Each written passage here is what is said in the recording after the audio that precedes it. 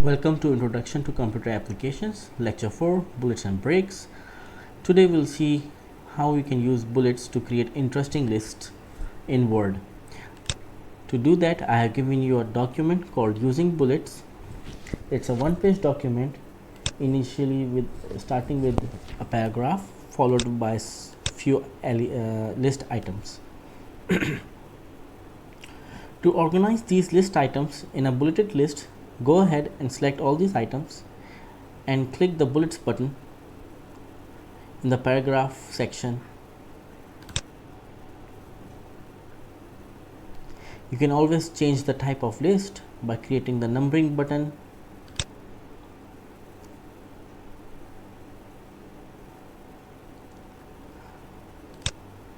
To add or insert new items in the list, go to the last to the item after which you want to insert the new item and place the cursor at the end of the item and press the enter key on your keyboard.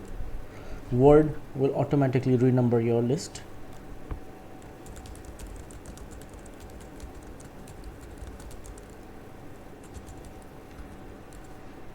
So let's see that again.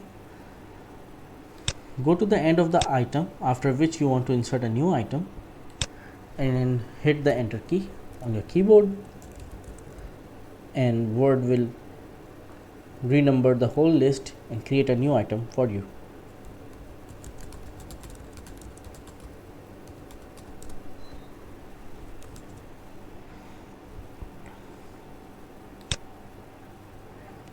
You will notice that besides each button, bullets or numbering, there is a small triangle and a drop down menu which allows you to change the format of the bullets or format of the numbering.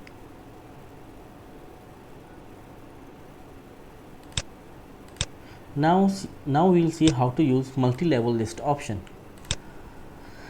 Select all the list item and click the arrow button at the end of the multi-level list button and select one of the multi-level list options available. Initially, all items starts with the same level. To change the level of items, select the items which you believe fall under their parent item and click the tab key or press increase indent button. So you can either press this increase indent button or hit the tab key on your keyboard, and all these items will be renumbered and inserted inside the parent item 1, and the numbering will restart afterwards. So let's see that again. Initially the list was numbered from 1 till 26. We wanted the item numbers 2 to 7 to appear inside list item number 1, and we wanted to restart the numbering from item number 8. So I pressed this increase indent button and Word did all of the rest. It made all the items which fall under item number 1 labeled A to F, and it restarted the numbering afterwards. So you can go on and keep creating multi-level list up to 9 levels, I think.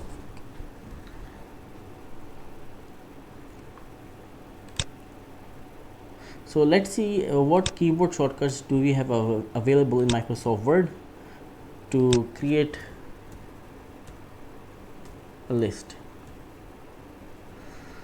So if you go to the end of the list item and you press enter to start a new line, Word will automatically add a new item. But what if you don't want to add a new item and you only wanted to go to a new line? So you can always press the enter key again and Word will automatically remove the item now from the list. Now you're on a new line, and let's say that I typed some paragraph and now I need to start a list from here. All I have to do if I'm using the keyboard only is type in 1 dash and press the tab key.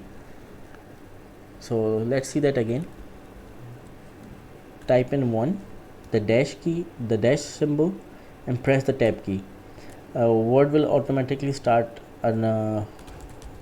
formatting the next line as a list. Similarly, if you want to create a bulleted list, type star and press the tab key.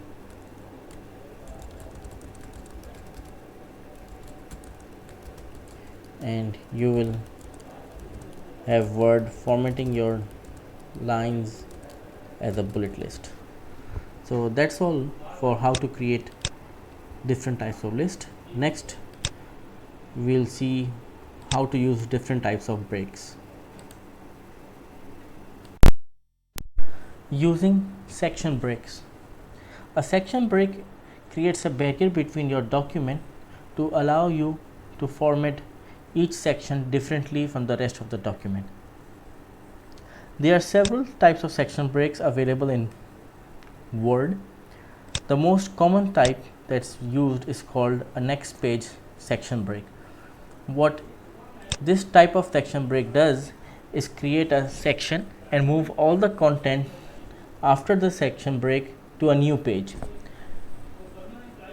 This is most useful when you want to separate each section and move them on different pages and have different formatting applied to each section.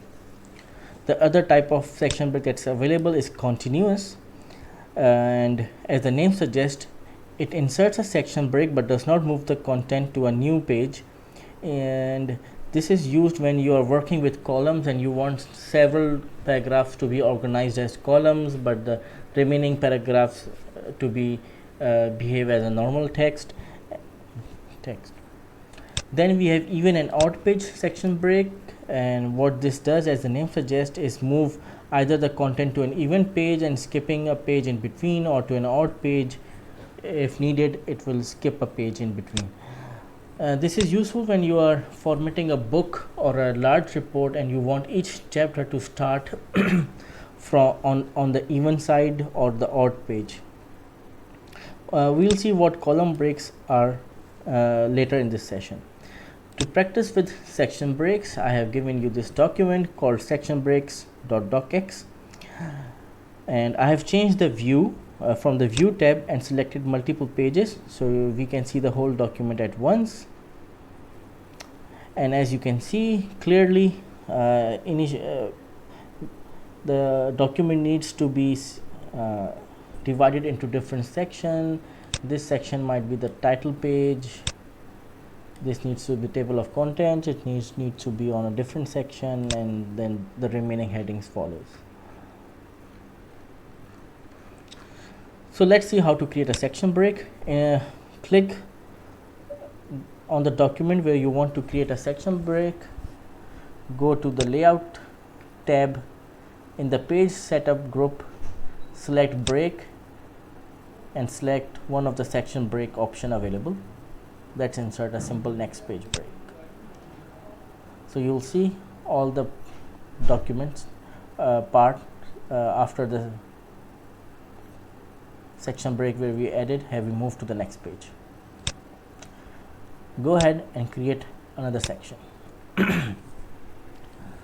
To see where each section begins and ends, go to the home tab and click this show height button, and it will show you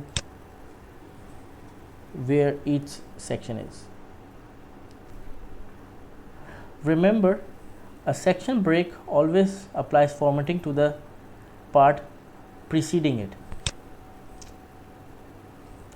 So we can always select the title section and apply some fancy bordering on this page.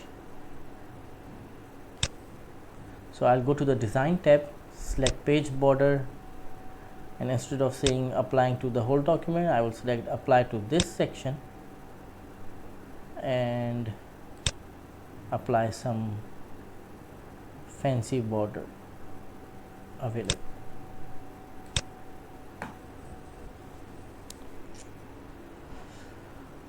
Similarly, I will go to the table of contents page, select this section and apply a different type of page border to it.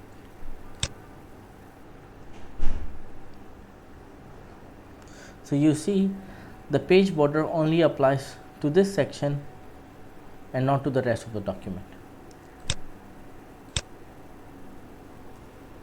If I go ahead and press Ctrl Enter on this page, you will notice that since the section is not now spread on two pages, the second page also contains the border same as a table of contents page border. So you can go ahead and try this. As long as you are in the same section, the same formatting applies to the document.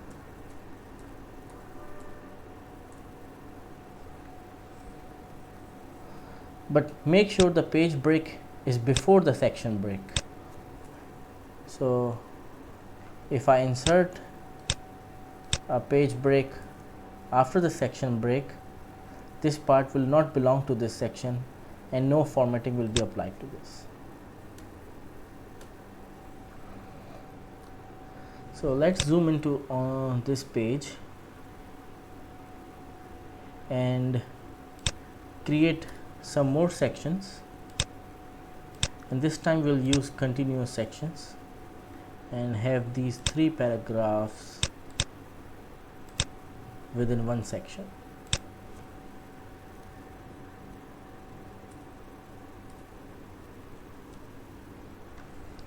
And what we want to do is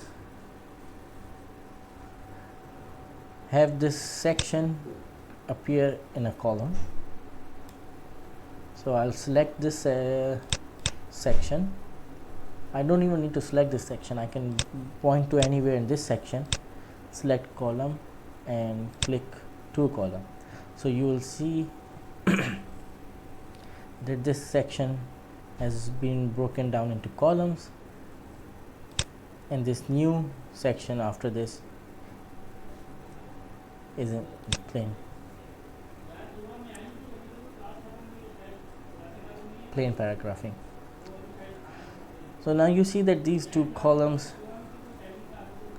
are not aligned, and you might want to insert a column break somewhere.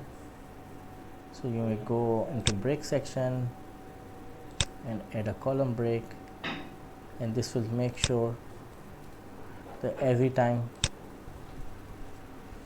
it sees a column break, it will change a column.